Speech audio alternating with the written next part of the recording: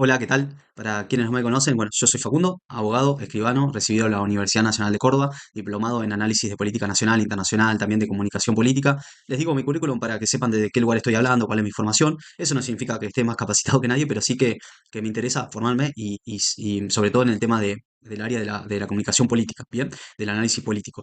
En un momento hice podcast y participé también de columnas políticas de la Radio Mi Pueblo, luego el tiempo es tirano, no me permitía hacer mi trabajo profesional como profesional y esas actividades, como yo he llamado como hobby a la vez. Pero bueno, hoy me veo interesado en volver a hacer un poco de análisis, ya sea por este medio, por YouTube, de otra manera, ¿no? De otra imagen.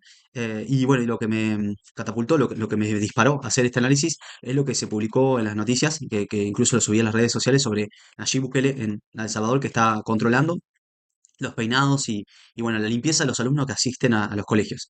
Y yo dije en mis redes sociales, en Facebook y en Instagram, que eso es un signo de autoritarismo. Y a lo mejor quizás alguna persona lo puede banalizar, se puede burlar, se puede reír, pero yo creo que incluso las cosas más pequeñas se puede demostrar cuando un régimen está en camino a hacerse una dictadura o a hacerse un autoritarismo mucho más duro. Porque Bukele ya había comenzado con un autoritarismo, podríamos decir, de saliéndose de las reglas del juego democrático, del Estado de Derecho, que si bien El Salvador no podemos negar que venía con muchos problemas de seguridad, la gente estaba aterrada, el ataque de las maras, ¿sí? No, bueno, tenía récords de asesinato El Salvador, eso no lo podemos desconocer, y estaba muy desprestigiado, obviamente, los partidos tradicionales, el ARENA y el Frente Farabundo Martí para la Liberación Nacional, que eran los partidos, digamos, el Frente Farabundo era más de centro izquierda y el ARENA era más de centro derecho, o sea, todo el arco político estaba desprestigiado y la gente ya estaba bastante desencantada o desilusionada con la democracia, entonces aparece Bukele con un partido nuevo, el de Nuevas Ideas, había surgido en el Frente Farabundo, pero él se separa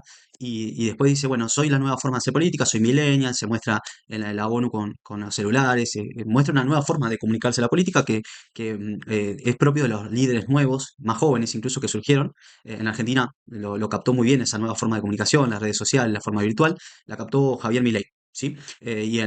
Por ejemplo, en Estados Unidos Donald Trump, y en otros lados también surgen estos líderes que a caballo y aprovechando esta nueva forma de comunicación, el Cinque Stelle en Italia, partidos políticos, no tiene que ser simplemente líderes, aprovechan estas nuevas formas de comunicarse y de cómo romper esa intermediación que tenía la vieja política, la democracia, la que nosotros conocemos, esa de partidos, de intermediarios, de consensos. Bueno, aparece un personaje, un sujeto, y que se muestra como el que encarna el sentir y el pensar del pueblo el que representa, de la sociedad esa que representa, ya sea Argentina, El Salvador. Bueno, en este caso Bukele dijo, yo voy a encarnar esa bronca, esa indignación que tiene mi sociedad por la inseguridad, y yo les voy a dar seguridad a costa de lo que sea. Y esa costa de lo que sea implica que muchas veces se rompan las reglas democráticas. Y una de las primeras reglas democráticas que rompe Bukele es ingresar al Congreso de su país, a la Asamblea Legislativa, con militares, diciendo, bueno, no me quieren aprobar las leyes porque allá, le explico rápidamente, allá las elecciones de presidente y las legislativas van desenganchadas. Es decir, primero se elige el presidente y al año siguiente se eligen a los legisladores, es decir, a los asambleístas, ¿bien?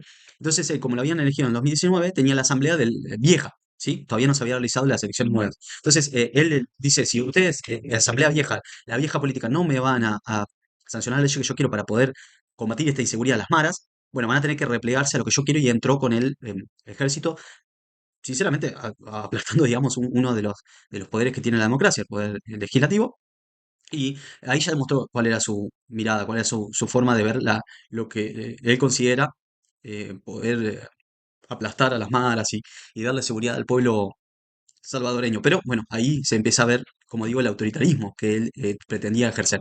Y si bien había mucha corrupción en la vieja política, eso es como que le dio la vía libre. Y al año siguiente, en 2020, él logra una muy buena elección legislativa, de dominar la asamblea legislativa con algunos, asociándose también con otros sectores, y ahí empieza a aplicar a fondo su plan contra la mala, contra la inseguridad, pero empieza a demostrar también ese autoritarismo, porque termina siendo un arma de doble filo tener tanto poder, ¿sí? En una democracia que un presidente empiece a acumular, a tener poderes extraordinarios, ¿sí? La sumatoria del poder público, como se llama, como lo tuvo Rosas en Argentina, tiende a volverse dictador, ¿sí? Es muy difícil no caer en esa tentación. Entonces él empezó a tener esta suma del poder público, empezó a meter preso a muchas personas que incluso sin eh, respetar el procedimiento que se establece para un Estado de Derecho, ¿no? Para poder meter preso a una persona, tiene que tener pruebas, tiene que tener el orden judicial. Bueno, él lo hizo sin todos esos recaudos. La ONG, Human Rights Watch, se se quejaba, digamos, por la violación a los derechos y también Amnistía Internacional. Había una flagrante violación de derechos, hay una flagrante violación de derechos en muchas detenciones y eso también, como digo, es un arma de doble filo porque le puede dar lugar a meter presos a personas que no está justificado que sean miembros de maras, que sean deli- realmente delincuentes, o sea, que haya cometido algún acto delictivo, y eso puede dar lugar a luego empezar a encarcelar, a llevar a la cárcel, a meter presos a las personas que sean disidentes. Y eso pasó en los autoritarismos de derecha o de izquierda. Eso no tiene, o sea, el autoritarismo no tiene ideología, es autoritarismo, ¿sí? Puede ser en nombre de la patria, como el autoritarismo de nacionalista, digamos, puede ser en nombre de la seguridad y del orden, como en este caso en una derecha pura y dura, o puede ser en nombre del sistema, ¿sí? De la conquista de por ejemplo, de los derechos de los trabajadores, de la dictadura del proletariado, como cree la izquierda. Bueno, eso siempre se pone una excusa, es en nombre de tal. Pasa en Venezuela, en nombre de la República Bolivariana, en nombre de los trabajadores, pasaba en la Unión Soviética, en nombre del gobierno de los bolcheviques, se hacían purgas. Entonces, por eso digo, el autoritarismo no tiene ideología. Entonces, empezar anotar estos primeros signos de autoritarismo es fundamental, ¿sí? Para poder evitar escaladas mucho mayores, o sea, mucho más duras del autoritarismo y caer en dictaduras que generen una verdadera matanza, tortura, un caos, incluso hasta genocidio, ¿no? Como pasó en la Alemania nazi, como pasó con Pol Pot en la Kampuchea democrática, la vieja Kampuchea democrática, hoy Camboya.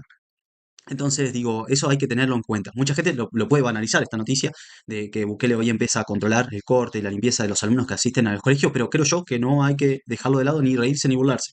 De eso habla Hannah Arendt en Heichmann en Jerusalén, ¿sí? Un estudio sobre la banalidad del mal. Ella habla de esto. Dice, no podemos banalizar el mal. Cuando vemos que se empieza a enquistar, se empieza a mecanizar en un gobierno, en un sistema de gobierno, no podemos banalizarlo. ¿Por qué? Porque después se empieza a escalar, como digo, ese autoritarismo se empieza a cumplir como si fuese algo más. Entonces decimos, bueno, yo cumplía las órdenes, es lo que dice Heichmann, que era, no sé si ustedes saben, que era un general nazi que lo descubren en Argentina, se lo lleva Israel también sin respetar todos los puntos del derecho internacional, pero bueno, lo someten en un polémico juicio en Jerusalén y ella va y asiste a ese juicio y ahí dice, describe en el libro de cómo Heichmann lo tomaba como natural lo que hacían, ¿sí? Lo que hacían los nazis, decía, bueno, que cumplía órdenes y en ese momento la legalidad, entre comillas, o sea, lo que es legal, es lo que impone ese régimen autoritario. Entonces, por eso hoy Bukele también puede decir, no, yo lo que estoy haciendo es legal, porque me lo sancionó, porque me lo hizo mi asamblea.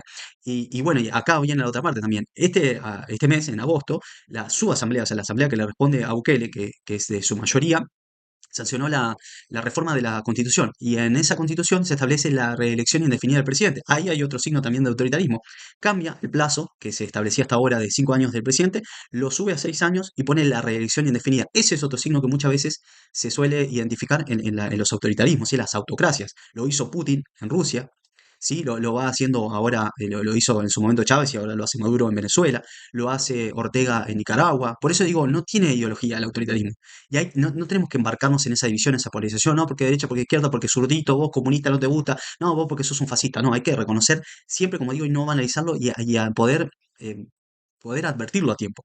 Y esto es lo que estoy advirtiendo hoy con lo de Bukele. Bien, entonces digo yo, si en El Salvador no empiezan a notar estos signos de autoritarismo, incluso hasta este hecho que ustedes pueden decir, ay, es superficial, banal, que se pueden reír, que es el de controlar cómo van vestidos o cómo se cortan el pelo los alumnos que van a los colegios, bueno, luego puede llegar incluso a lamentarse por no haber actuado a tiempo, ¿sí? Si ese autoritarismo de Bukele sigue escalando y se va, como digo, a niveles ya de, bueno, genocidios, torturas, de no poder convivir con la disidencia. Eso pasó con Papadoc en Haití, luego de haber tenido un intento de golpe de Estado en 1958, si mal no recuerdo. Él después se empieza a endurecer, vuelve a hacer una elección, ganar una elección y después ya pasa a ser una farsa las elecciones, o sea, su régimen se vuelve una dictadura, algo parecido a lo de Maduro en Venezuela, y después ya muere y deja a su hijo. Y esa dictadura duró aproximadamente 30 años, ¿sí? Por eso digo, después no los podés sacar del gobierno, del sistema muy fácilmente, o sea, no, se enquistan y ya corrompen todos las instituciones democráticas, las va rompiendo de adentro. Y eso habla, por ejemplo, Esteban Levitsky, le recomiendo ese libro que se llama Cómo muere la democracia, muy bueno, muy interesante. Y para cerrar, les voy a recomendar esta novela, que está relacionada con eso, que se llama La Conjura contra América, ¿sí? La escribió Philip Roth, un escritor contemporáneo muy polémico, muy comprometido, digamos, con el tema del debate político, y él plantea ahí una ucronía, o sea, como una distopía en realidad, como dice, ¿qué hubiese sucedido si en Estados Unidos en plena Segunda Guerra Mundial, en 1940, ganaba un candidato pro-nazi. ¿Sí? ¿Qué hubiese pasado si en Estados Unidos se alineaba, si Estados Unidos se alineaba con el eje, gobernaba un presidente pro-nazi? ¿Qué hubiese pasado con los judíos en ese lugar? Se lo recomiendo, una novela muy interesante, y bueno, y es una distopía. Y ahí también podemos ver cómo empiezan estos regímenes autoritarios a pisar, a pasar por arriba las garantías constitucionales, ¿sí? Los derechos civiles y políticos, y van escalando, y hasta que se convierte en un régimen súper autoritario donde se borra todo tipo de atisbo de democracia, de disidencia, de opinión, de libertad. ¿Sí? Bien, no les adelanto más para no spoileárselo, pero está muy interesante esa novela, y tengan en cuenta lo que les estoy diciendo de Bukele. Hoy les hablé de eso, quizás mañana hablemos de otra cosa. Un gusto, nos vemos en el próximo video.